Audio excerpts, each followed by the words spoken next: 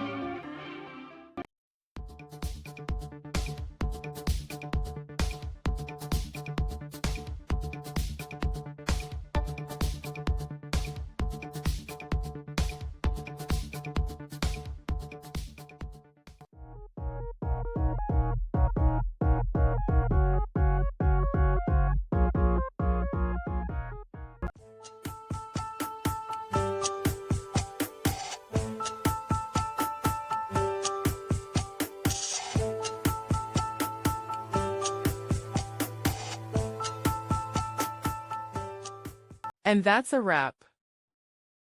I hope you found the answer you were looking for. If you did, take a second to hit that subscribe button. It really helps out. And let me know in the comments which solution worked best for you. See you next time in the debug zone.